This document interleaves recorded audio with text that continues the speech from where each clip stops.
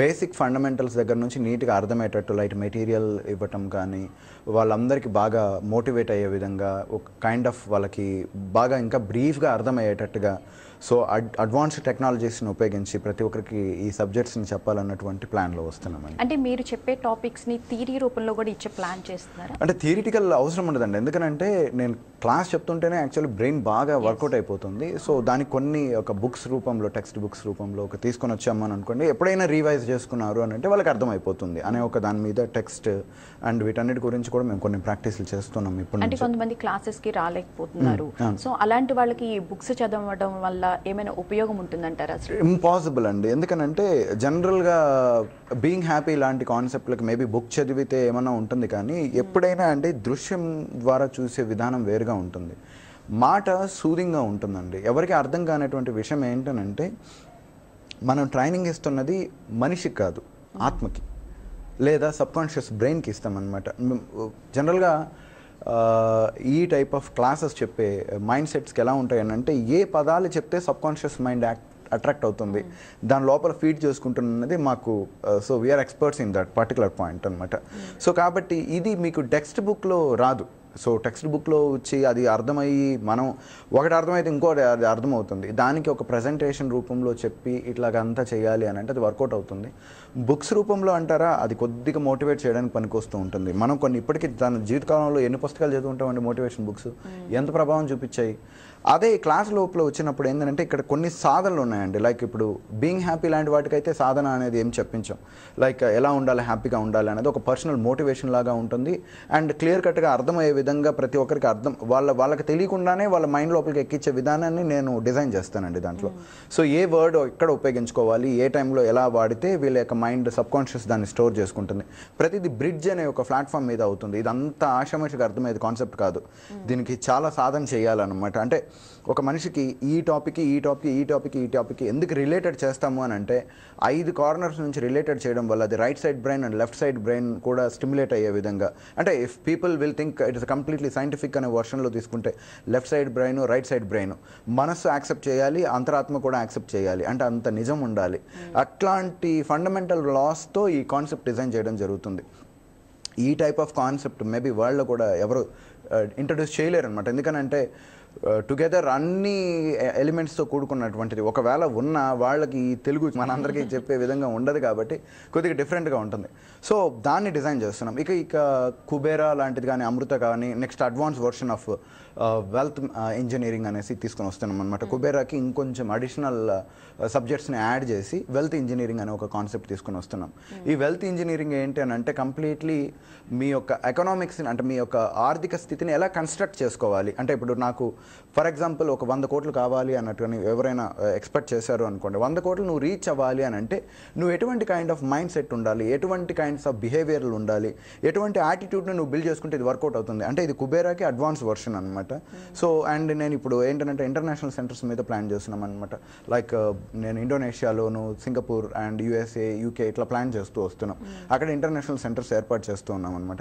ఈ ఇంటర్నేషనల్ సెంటర్స్కి బాగా అర్థం అవ్వాలి అని అంటే అన్ని ఒకే టర్మినాలజీలో ఉండే విధంగా చేయాలని ఒక ఉద్దేశంతో స్పిరిచువల్ యూనివర్సిటీని తీసుకొని వస్తూ దాంట్లో భాగంగా ఈ wealth engineering, conscious management, healthy management అని చెప్పేసి, తర్వాత నాలెడ్జ్ సెంటర్ అని ఇట్లా కొన్నిటిని ఏర్పాటు చేసుకుంటూ వస్తున్నాం అనమాట. ఇవన్నీ ఏం చేస్తాయి అని అంటే వీటిల్లో యోగ సాధనలు, లేక మెడిటేషన్స్ ఉంటాయి, కొన్ని బాడీ ఎక్సర్సైజెస్ ఉంటాయి, కొన్ని రికమెండేషన్స్ ఉంటాయి, ఫుడ్ అండ్ జెనెటిక్లో చేంజ్ వచ్చే విధంగా. సో అన్ని రకాలైనటువంటి కాన్సెప్ట్లని రాబోయే కాలాల్లో తీసుకుని వస్తూ ఉన్నాం అనమాట. It's a very powerful concepts. ఇప్పటికే ఆల్రెడీ మేము కుబేరా వీటన్నిటిలోనూ లైట్గా ఇంట్రడ్యూస్ చేసుకుంటూ వస్తున్నాం. సో అక్కడ మంత్రాలు and at the same time క్రియా విధానాలు ఉంటాయి. ఈ క్రియా విధానాలు, మంత్రాలు అన్నీ కూడా ఒక గురువు ఉంటేనే వర్కౌట్ అవుతుంది. కాబట్టి ఏదో బుక్లో ఒక మంత్రం చదివేసి ఆ మంత్రాన్ని ఒక 100 సార్లు అనుకోని మీకు అయిపోతుంది అంటే ఇట్స్ ఇంపాసిబుల్. అలా అయితే ఇప్పటికి మనం చదువుతున్నటువంటి లలితా సహస్రనామాలు కావచ్చు, విష్ణు సహస్రనామాలు కావచ్చు, ఇవన్నిటికి ఇప్పటికి మనమే పెద్ద యోగులం అయిపోయి ఉండాలి కదా. ఒక్కసారి చదివితేనే దానివల్ల అనేక రకమైనటువంటి ఫలితాలు వస్తాయి అని అన్నప్పుడు 1000 లక్షల సార్లు చదివిన వాళ్ళు కూడా ఉన్నారు. మరి వాళ్ళందరూ ఫలితాలు రావాలి కదా, ఎందుకు రావట్లేదు అని అంటే దాని వెనకాల ఒక ఎనర్జీ అనే థియరీ మీద ఆధారపడి పనిచేస్తుంది. ఇది అంత ఆషామాషిగా అర్థమయ్యే కాన్సెప్ట్ కాదు, వినగా అర్థమవుతూ ఉంటుంది. అదండి. షూర్. హలో మేడం, నా పేరు ఉషానండి. నమస్తే అండి, గిరీష్ గారు ఉన్నారు, మాట్లాడండి. హలో. నమస్కారం గిరీష్ గారు. నమస్తే అండి, చెప్పండి. నాకు ఎప్పటి నుంచో మనసులో ఒక కొనిచేస్తుంటారు సార్, నాకు ఒక గురువు కావాలి, నాకు ఒక గురువు కావాలి అని చెప్పి. అయితే ఆ గురువుని ఎలా ఎన్నుకోవాలా అన్నది నాకు అర్థం అవ్వలేదు సార్. ఇంకోటి ఏంటంటే, ఒక రోజు నేను అలా మెడిటేషన్ చేసుకుంటే ఒక గురువు కావాలి, నాకు ఎవరు గురువు లేదని ఏడిస్తే నాకు శివుడు వచ్చారు సార్.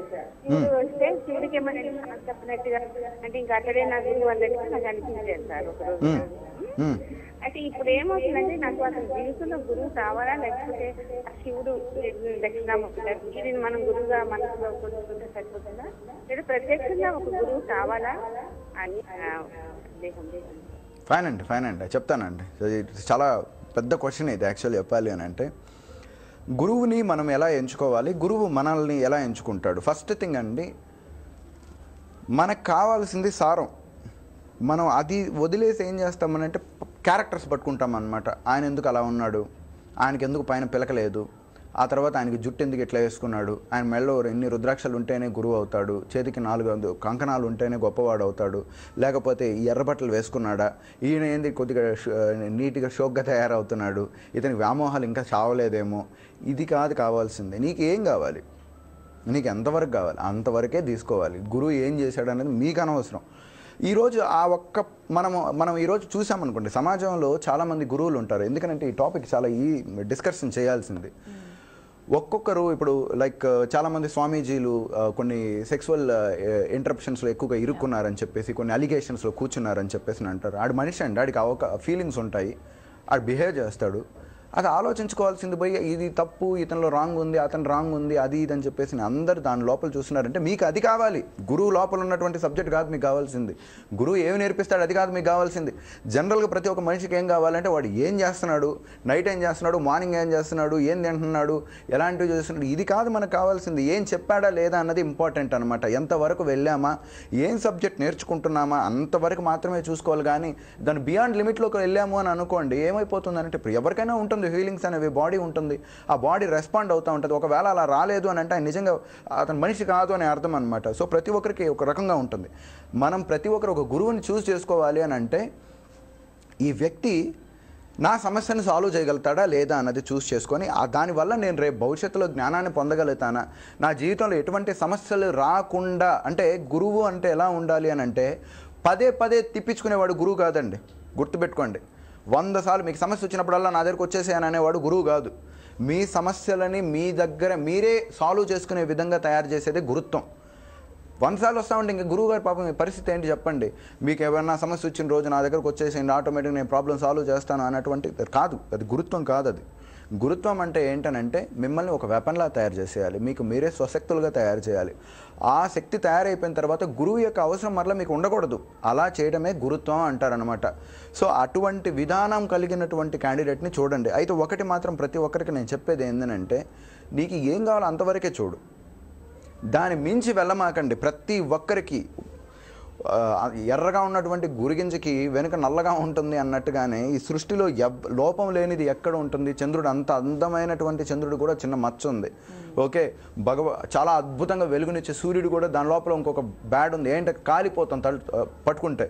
సో త్రినేత్రుడు అయినటువంటి శివుడు కూడా 3వ కన్ను తెరిచాడు అంటే భస్మం అయిపోతారనమాట. సో దేనికి తగ్గ పాజిటివ్తో పాటు కొద్దిగా నెగిటివ్ ఉంది. మనం దాన్ని వెతుక్కుని మన 90% ఆఫ్ పీపుల్ ఏం వెతుకుతారు అంటే నెగిటివ్ వెతుక్కుంటూ ఉన్నారు.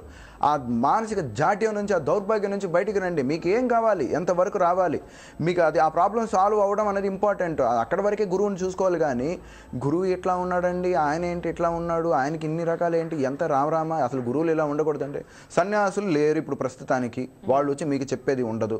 ఉన్న వాళ్ళు ఇక్కడ ఎవరో ఒకరు ఉంటారు, వారి యొక్క కోరికల ప్రకారం వారి యొక్క కారణ జన్మార్థం ఇక్కడికి వస్తూ ఉంటారు. మనం అది వరకు తీసుకొని మన జీవితంలో అది ఉపయోగపడుతుందా లేదా అది వరకు చూసుకోవాలి. కానీ మనం వాళ్ళ క్యారెక్టర్ని చూసేంత క్యారెక్టర్లో మనవి నిజం చెప్పాలి అని అంటే, ఎంత చేసుంటే వాళ్ళు ఈ క్యారెక్టర్లో ఉన్నారు, అటువంటి వ్యక్తే ఇట్లా చేశాడు అని అంటే దాని వెనకాల ఏదో బలమైన రీజన్ ఉంటుంది. ఆ రీజన్ మనం ఆలోచించుకొని అది ఏదో జరుగుండొచ్చు అని చెప్పి వరకు చూసుకొని మనకి ఎంతవరకు సబ్జెక్ట్ ఉందా మనం చూడాలి. నిజంగా కనుక ప్రతి ఒక్క వ్యక్తి కనుక అంత తొంగి చూడగలిగితే మనలో 1000 లోపాలు కనబడతాయి. ఆ 1000 లోపాలను నిజంగా మనం ఏమనాలి? అప్పుడు మనం ఒకరిని ఏలెత్తి చూపిస్తున్నామనంటే 3000 మనల్ని చూపిస్తే మనం తయారు చేసిన దేవుడు ఇంకొక 1000 చూపిస్తుంది అని అన్నట్టుగా ముందు నీ లోపల ఏముంది కనుక్కో. నువ్వు ఒక వ్యక్తిలో ఆధ్యాత్మికత చూసావంటే నువ్వు ఆధ్యాత్మిక పరుడు, ఒక వ్యక్తిలో నువ్వు లోపాన్ని చూసావంటే నువ్వు లోపం ఉంది కాబట్టి నువ్వు లోపాన్ని చూడగలిగావు. నువ్వు ఆ లోపం ముందు నువ్వు క్లియర్ చేసుకోవడానికి ప్రయత్నం చేశారు అని అంటే ఖచ్చితంగా అద్భుతంగా ఉంటుందండి. సో రెండవది, మీకు కళలో శివుడు కనిపించి నేనే గురువై ఉన్నాడు అని చెప్పేసి నన్ను అన్నారు. నేను ఇప్పుడు శివుడిని యాక్సెప్ట్ చేయొచ్చా అనేసి. ఇలాంటి కళలు జనరల్గా ప్రతి 70%, 10లో 7 మందికి మినిమంగా తగులుతూ ఉంటుందండి జీవితకాలంలో. సో అలాగని చెప్పేసి మీరు అంత ఆయన గురువుగా తీసుకున్నాను అని అంటే ఇప్పుడు నన్ను ఆ క్వశ్చన్ వేయకూడదు. మీరు నిజం చెప్పాలి అని అంటే ఆ శివుడిని అడిగేసి ఉండాలి. అయ్యా నాకు ఇప్పుడు డౌట్లు ఉన్నాయి, నన్ను ఏం చేయాలి అని అంటే ఏదో రూపంలో ఇచ్చుంటాడు అనమాట. ఎనీవే, సమస్తం కూడా శివమయమే, ప్రతిదీ కూడా శివమయమే. కాబట్టి మీకు లగ్నం కలిగే విధంగా ఆయన అడగండి, నాకు గురువుని చూపిస్తావా లేకపోతే నువ్వే ఉంటావా అని చెప్పి బలంగా అడగండి. ఒక 45 రోజులు ఆయన మీద గట్టిగా సాధన చేయండి, ఆటోమేటిక్గా వచ్చేస్తుంది. నేను మీలాంటి పొజిషన్లోనే ఉండేవాడిని, నాకు కూడా గురువు కావాలి గురువు కావాలి గురువు కావాలి అని చెప్పేసి అంటే మహాతల్లి అమ్మవారు నాకు ఎవరు గురువు ఇవ్వలేదు. నేను ఆ తర్వాత ఆమెనే అనుకున్నాను, నువ్వే నా గురువు, ఇంకా నీకు దీన్ని మించినటువంటి అర్హులు గొప్పవారు ఎందుకు ఉండరు ఈ భూప్రపంచం మీద, నువ్వే ఈ తల్లి అని చెప్పేసి నేను అనుకున్నాను. ఆమె ఇచ్చింది నాలెడ్జ్. ఆమె యొక్క జస్ట్ ఆమె భిక్ష పెట్టింది. ఒక ఏదో ఒక 10%లో 1% 1% నా సైడ్ చూసిందేమో, నాకు అనంతమైన పాండిత్యం వచ్చింది. ఒకప్పుడు మూడుగా ఉండేవాడిని, నేను దేనికి పనికి రాకుండా ఉండేవాడిని. నాలో అద్భుతమైనటువంటి ప్రతిభా పాఠవాళ్ళు ఇచ్చింది అని అంటే అది అమ్మ బాలా త్రిపుర సుందరి అనుగ్రహం ఉండబట్టే. భగవంతుని నమ్మిన వాడికి చెడు అనేది ఉండదండి. బలంగా నమ్మామని అంటే ఖచ్చితంగా మన పనులు నెరవేరుతాయి. మీకు భగవంతునే మీరు గురువు చేసుకోవాలి అని అనుకుంటున్నారు, కరెక్ట్గా దాని మీదే ఉండండి. మేబీ భగవంతుడు ఇమీడియట్లీ రిజల్ట్ ఇవ్వడు. 7 నుంచి 8 సంవత్సరాలు 12 సంవత్సరాలు కూడా మనం సతాయించేస్తాడు. ఎందుకనంటే సృష్టిని బాగా తయారు చేయడంలో భగవంతుడు చాలా ఎక్కువగా తీసుకుంటాడు. లేదా ఒక మంచి గురువుని మీకు తెలియజేయడం జరుగుతుంది. ఆ గురువు గారిని తీసుకొని అతన్ని నమ్మండి. నేను ఇదే చెప్పాలనుకుంటున్నాను. గురువు ఎంతవరకు అని అంటే విద్య చెప్పేంత వరకు విద్యను మాత్రమే తీసుకోండి, ఆ సారాన్ని తీసుకోండి. అంతేగాని ఆయన వెనకాల ఉన్న బ్యాక్గ్రౌండ్ని మాత్రం చూడొద్దు, తీసుకోవద్దు. అదే అండి. అంటే అసలు గురువు ఇలానే ఉండాలి అని చెప్పి రూల్ ఏమన్నా ఉందా? లేదు కదా. మరి ఇలాంటి ఎలిగేషన్స్ వచ్చినప్పుడు నెగిటివ్ మాత్రమే ఎందుకు తీసుకోగలుగుతున్నారు, పాజిటివ్ ఎందుకు చూడలేదు? ఇప్పుడు మీకు ఒకటే పాయింట్ అండి, సింపుల్గా చెప్పాలి అని అంటే మనల్ని అర్థంగా తయారు చేశారనమాట. అంటే స్వామి అంటే ఇలాగే ఉండాలి, లేకపోతే సన్యాసి అంటే ఇలాగే ఉండాలి. సన్యాసుల్ని గృహస్థుల్ని కలపకూడదు కదా. గృహస్థుల జీవనం విధానం, సన్యాసుల జీవనం విధానం వేరు. అలాగైనా కానీ వాళ్ళల్లో కూడా విధానాలు ఉంటాయి. అరే మీకు పరశురాముడి యొక్క జీవితంలో వీళ్ళందరినీ తీసుకున్నాం అనుకోండి, ఒక్కొక్కరి యొక్క క్యారెక్టర్ తీసుకున్నాము అని అనుకోండి. ఎగ్జాంపుల్ విశ్వామిత్రుడినే తీసుకున్నాము అని అనుకోండి. విశ్వామిత్రుడు అంతటి వాడే మేనక దగ్గరికి వెళ్ళిపోయాడు అనమాట. అంతటి మనోనిగ్రహం కలిగినటువంటి వాడే. ఆ తర్వాత హరిత్వామరాధ్య ప్రణత జన సౌభాగ్య జనని పురనారీ భూత్వ పురరిపక్ శోభమానయా స్మరేపిత్వం నత్వ రతినేన లేహేన వపుష మునీనామత్యంత ప్రభావతి మోహాయ మోహితం అని 4వ శ్లోకం సౌందర్య లహరిలో ఉంది. ఓ బంగారు తల్లి, నువ్వు జస్ట్ నిన్ను ఆ హరిత్వామరాధ్య అనేది ఒక హ్రీంకార బీజాన్ని నేను పదే పదే చదవడం వల్ల, అంటే శ్రీహరి అంతటి వాడు హ్రీంకారాన్ని బీజాక్షరాన్ని చదవడం వల్ల మోహిని అవతారాన్ని పొందాడు. ఆ మోహిని అవతారాన్ని పొంది అసలు కామం అంటే తెలియని వాడు, అసలు కామాన్ని ధ్వంసం చేయగలిగినటువంటి వాడైనటువంటి ఆ మహేశ్వరుని సైతం తన వైపు తిప్పుకునే విధంగా తయారు చేయగలిగాడు అని అంటే ఇదంతా నీ చల్లని కృపే కదా తల్లి అని చెప్పేసి ఉంటుందన్నమాట. అంటే దీని అర్థం ఏంటనంటే అంతటి వాళ్ళే చలించిపోతారనమాట ఆ ప్రాకృతిక శక్తులు వీటన్నిటి మీద. So it's a very common in every aspects అనమాట. మనం తప్పు ఇది రాంగ్ అని చెప్పడానికి లేదు. మనకి పూర్వం గైడ్ చేసిన విధానాన్ని బట్టి ఇప్పుడు ఉండటి కుదరదండి. ఇప్పుడు జనరేషన్స్ మారిపోయాయి. ఇప్పుడు దీనికి తగ్గట్టు మనం తయారవ్వాలి. మనకి సబ్జెక్ట్ కావాలి, అంతవరకే తీసుకోవాలి. ఇప్పుడు ఎలా కుదురుతుంది? ఇటువంటి అట్మాస్ఫియర్లో బాగా హ్యూమిడిటీ ఉన్న ఏరియాలో ఫుల్గా మామూలుగా పైన మాత్రమే ఇతను ఇలాగే వేసుకొని ఉండాలి, ఒక కండువా పెట్టుకోవాలి అని అంటే కుదురుతుందా? -4 టెంపరేచర్ డిగ్రీ ఉంది, అక్కడ కండు వేసుకొని ఉండాలంటే స్వామి ఉంటాడా చెప్పండి? ఇది పాసిబుల్ అవుతుంది? అక్కడ ఖచ్చితంగా స్వెటర్ వేసుకోవాలి ఆయన. సో పరిస్థితులు బట్టి మనం చేంజ్ అవుతూ ఉండాలి. అంటే స్వామి మాత్రం ఇలాగే ఉండాలి, నేను మాత్రం మొత్తం ఏమైనా చేసుకోవచ్చు అని అనే సిద్ధాంతాన్ని వారాలి. అప్పుడే మరలా చేంజ్ వస్తుంది. ఈ రోజు కొన్ని నేను రోజు వింటూ ఉంటానండి, మీ స్వామీజీ అలా చేశాడు, ఆయన ఇలా చేశాడు. ఈ హైందవంలో ఉన్నటువంటి నాకు చాలా మంది క్రిస్టియన్ ఫ్రెండ్స్ ఉన్నారనమాట. సో వీళ్ళు నన్ను క్వశ్చన్ చేస్తూ ఉంటారు. సో నేను అదే అంటున్నాను, అంటే మనమే ఛాన్స్ ఇస్తున్నాం అనమాట వీళ్ళకి 100 మంది అనేదానికి. ఎందుకని? మీరు చూస్తున్నారు కాబట్టి, మీరు ఆ వ్యతిరేక కోణంలో చూస్తున్నారు కాబట్టి మీకు అది కనబడతా ఉంది. It's very common in every world. ఇదంతా జరుగుతుంది. ఒక హిస్టరీ మనం అంతా చదువుకున్నాము అని అనుకోండి, వాళ్ళు మనుషులే కదా, వాళ్ళు మీకు ఆధ్యాత్మికాన్ని చెప్పాలి అని అనుకున్నారు. దాంట్లో మనం ఎంతవరకు తీసుకోవాలో ఆ సారం వరకు తీసుకొని రిమైనింగ్ దాన్ని పక్కన పెట్టేయాలి. అది మనం చూడాల్సిన విధానం. దీనివల్ల ఈరోజు ఏంటంటే మన రిలీజియస్ అంటేనే ఆల్మోస్ట్ ఏంటంటే ఇది రాంగ్ అనేటువంటి ఫీల్ని క్రియేట్ చేస్తూ ఉన్నాం అనమాట. దానికి తోడు ఇంకా చాలా ఉన్నాయి మనకి. మీడియా ప్రపంచం అద్భుతంగా ఉంది, చూపించిందే చూపించి ఇలా చేస్తూ ఉంటుంది. మనం దీని నుంచి మారాలి, అందరం మారాలి, అందరి ఐడియాలజీ చేంజ్ అవ్వాలి. నీకేం కావాలి నీకు అంతవరకే తీసుకో, రిమైనింగ్ అనేది పట్టించుకోమాకండి. ఆ విధానాన్ని కనుక ప్రతి ఒక్కరు ఇప్పటి నుంచి అలవాటు చేసుకున్నా కానీ ఒకసారి ఆలోచించండి, మీరే అందరూ ఆలోచించండి, మీకే అర్థమవుతుంది ఎంత రైట్ ఉంది దీంట్లో అనేది. అదండి. ఒక కాల్ తీసుకుంటాం. చూడండి, మాట్లాడు. హలో మేడం, నమస్తే అండి, మీ పేరు? నా పేరు చంద్రిక అండి. చెప్పండి, గిరీష్ గారు ఉన్నారు, మాట్లాడండి. హలో. హలో, నమస్కారం. నమస్తే అండి, చెప్పండి చంద్రిక గారు. మా పాప గురించి వెళ్దామని. మా పాప అన్ని సబ్జెక్ట్స్ బాగా చదువుతుంది, ఒక్క మ్యాథ్స్ చేయలేకపోతుంది సార్. నేను చేయలేను అంటూ ఉంటుంది. మీ క్రియేట్ చూసి మేము ఒకసారి చెప్పాము సార్, నేను చేస్తాను అనే పుస్తకాలు ఉంటే ఎలా అయినా సాధిస్తావు అనేది ప్రోగ్రామ్ చాలా రోజులు చూసాము సార్. అలా చెప్పి పంపించినా కూడా అమ్మాయి మొత్తం సబ్జెక్టులు పాస్ అవుతారు, మ్యాథ్స్ నేను చేయలేను అని కూడా ఎప్పుడు అర్థమే ఉంటుంది, అర్థం కావడం లేదు.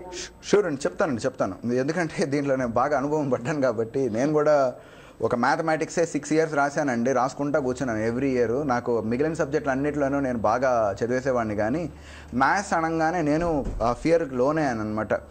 ఒక మ్యాథ్స్ 1A 1B అనేసి 2 ఉంటాయి ఇంటర్మీడియట్లో, తర్వాత 2A 2B అని కూడా 2 వస్తాయి. ఇవి రాసుకొని మొత్తానికి 52 ఎగ్జామ్లు రాసుంటానండి నేను ఇంటర్మీడియట్లో. ఉండేవి 12 ఎగ్జామ్లు అయితే. సో ఇన్ని రాశాను. ఎందుకనంటే కారణం ఏంటంటే చిన్నప్పటి నుంచి మ్యాథమెటిక్స్ అని అంటే అందరికి భయం వచ్చేస్తుందండి. సో పేరెంట్స్ కూడా డిస్కషన్ చేసేటప్పుడు వాళ్ళ తెలివిలు కూడా వీళ్ళ మీద రుద్దుతారు కదా. అంటే ఏమంటారు అని అంటే అన్ని సబ్జెక్టులు ఈజీ, ఎందుకంటే అవి థియరిటికల్గా ఉంటాయి కాబట్టి ఏదో బట్టో లేకపోతే ఇంకేదో చేసి మనం మైండ్లోకి ఎక్కించుకోవచ్చు. మ్యాథమెటిక్స్ అలా బట్టలేం కదా. 2 × 2 = 4 + 4 + 5 = 9 that gives rise to sigma అని చెప్పేసి మనం చదవలేము, మనకు అర్థం కాదు అదంతా. సో దీనివల్ల ఏమైపోతుంది అంటే చిన్నప్పటి నుంచే ఇది కాదు, ఇది వల్ల కాదు, ఇటువంటి ఆలోచన విధానాన్ని మనం బాగా చొప్పించాం కాబట్టి వీళ్ళలో ఇలా ఉంది. అలాగని చెప్పేసి మ్యాథ్స్ ఈజీ అని చెప్పి ఒక 4 రోజులు అనుకునేసి ఆ తర్వాత పోయి ఎగ్జామ్ రాసేస్తే పాస్ అయిపోతారు అనుకోవడం కూడా తప్పే. ఎందుకనంటే సింపుల్గా ఒకటే పాయింట్, కాదు అన్నది 1000 ఉన్నాయి, అవుతుంది అన్నది 4 ఉంది. రేషియో చూసుకున్నామని అనుకోండి, కాదు అన్నదానికే బలం ఎక్కువగా ఉంది. సో అట్లీస్ట్ దాన్ని కొంతకాలం పాటు ప్రాక్టీస్ చేయాలి. స్టూడెంట్స్ అందరికీ, ఒకవేళ పేరెంట్స్ ఎవరైతే చూస్తున్నారో మీ పిల్లలకి ఇదే చెప్పండి, మ్యాథ్స్ చాలా ఈజీ. ఇక నుంచి మీ ఇళ్ళల్లో అదే మాట్లాడండి, మ్యాథ్స్ చాలా ఈజీ, మిగిలిన సబ్జెక్టులతో పోలిస్తే మ్యాథమెటిక్స్ చాలా ఈజీ. 2 × 2 అది ఎప్పుడైనా అంతే. అదే మిగిలిన వేరే ఈక్వేషన్స్ ఎప్పుడైనా మారడానికి అవకాశం ఉంటుంది.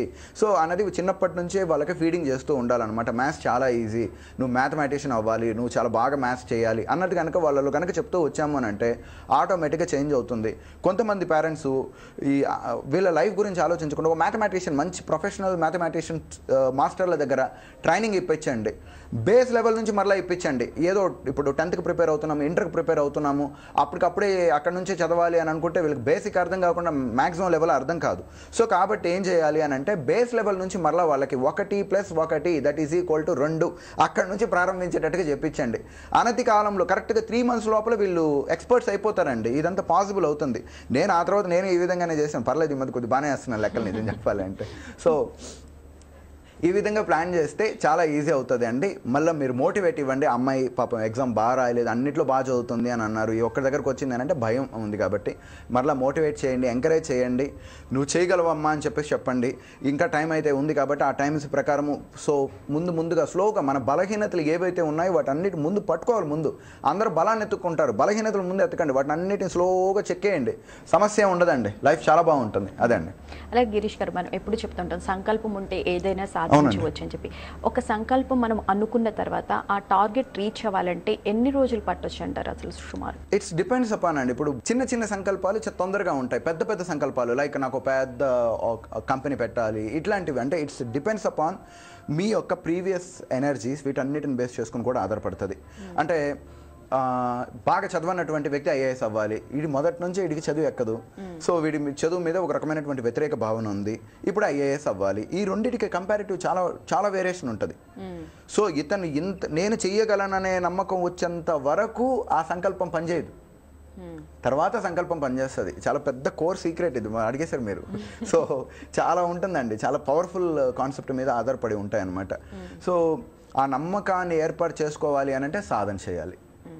ఇప్పుడు మేము చెప్తున్న కాన్సెప్ట్లు అన్నీ కూడా ఏదో మాయల్ మరాఠీ కాదండి, అది చాలా వెనకాల చాలా పెద్ద సైన్స్ అది. నేను చెప్తున్నానండి, ఈ టైప్ ఆఫ్ కాన్సెప్ట్ ఎర్త్లో లేదు, ఎవరు చెప్పలేరు కూడా, అంత పర్ఫెక్ట్గా ఉంటుంది.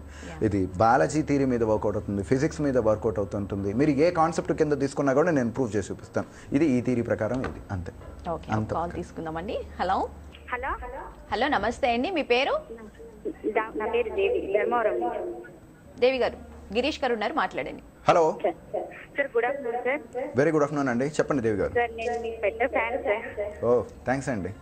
సార్, నేను మార్నింగ్ లేచినప్పటి నుంచి మీ ప్రోగ్రామ్స్ మీరు చెప్పినవి అన్ని విని ఎంతో హోప్ పెట్టుకున్నాను సార్ క్లాస్ అటెండ్ అవ్వాలని. అనుకోకుండా పోస్ట్ పోన్ చేస్తున్నారు. నేను చాలా డిసప్పాయింట్ అయినాను సార్. ఇది ఏం జరిగినా మన మంచికే అంటారు, మాత్రం చాలా బాధగా ఉంది సార్. జూన్ 11 విత్ పర్మిషన్తో వచ్చేసింది, ప్రాబ్లం లేదు. అదే చెప్పేది మీకు. ఎందుకు వితౌట్ పర్మిషన్తో మనం ఎందుకు రావాలి? ఇదేమన్నా డిఫరెంట్గా వస్తున్నారు లైఫ్లో, చేంజింగ్ అంటే పెద్ద కాన్సెప్ట్లోకి రాబోతున్నారు. అంత మన మంచిగా జరుగుతూ ఉంది. ఒకవేళ ఇప్పుడు నేను కనుక 14 చేసి ఉంటే నేను ఏడవలసి వస్తుంది అనమాట, మీరు బాధపడేది కాదు. సో కాబట్టి ఏంటనంటే నేను నేను చెప్పాలి అని అనుకున్న దాంట్లో నాకు చాలా క్లారిటీగా చెప్పాలి అనండి. ఇది మాత్రం ప్రతి ఒక్కరికి చెప్తున్నాను. నేను ఏదో చెప్పేయాలి, ఏదో వస్తాయండి, బాగానే డబ్బులు వస్తాయి, నేను కాదంటాం లేదు, కానీ చెప్తే ఇప్పుడు చెప్పినా కూడా బాగానే డబ్బులు వస్తాయి. నాకు ఇది కాదండి, నాకు సాటిస్ఫాక్షన్ ఉండాలి. నేను చెప్పే పని మీద, నేను చేసే వర్క్ మీద నాకు హ్యాపీగా ఉంటేనే నేను చెప్తాను. లేకపోతే నాకు కావాల్సింది నా వర్క్ నేను కరెక్ట్గా చెప్పానా లేదా. జూన్ 11 నేను ఖచ్చితంగా చేయగలుగుతాను. ఎందుకనంటే నేను ఆ విధంగా డిజైన్ చేస్తున్నాను. ఇంకా చాలా బాగా చెప్పాలన్నదే నా ప్రయత్నం అనమాట.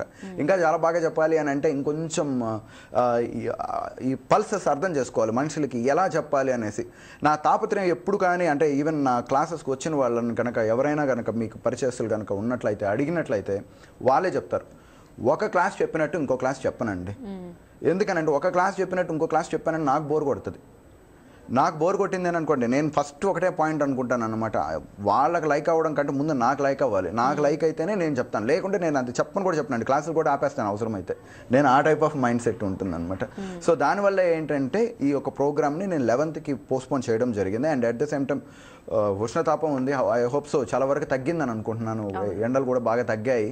సో ఈ మే కూడా అందరూ మళ్ళీ సంకల్పించండి, మళ్ళీ ప్రత్యేకంగా అందరికీ చెప్తున్నాను, సంకల్పించండి, చల్లగా ఉండాలని చెప్పేసి అనుకోండి. అన్ని ప్రాంతాల్లో చల్లగా ఉండాలి, వర్షం మాత్రం పడకూడదు. ఎందుకంటే మామిడికాయల లవర్లు చాలామంది మామిడి పండ్లు పండించే వాళ్ళు ఇబ్బంది పడతారు, కాబట్టి వాళ్ళు కూడా బాగుండాలి. కాబట్టి వాతావరణం చల్లగా ఉండాలని చెప్పి కోరుకోండి. మన కోరికలు ఖచ్చితంగా నెరవేరుతాయి, మన సంకల్పాలు బలంగా నెరవేరుతాయండి. జూన్ 11న మీరు రావడానికి ప్రయత్నం చేయండి, చాలా అద్భుతంగా క్లాస్ ఉంటుందండి.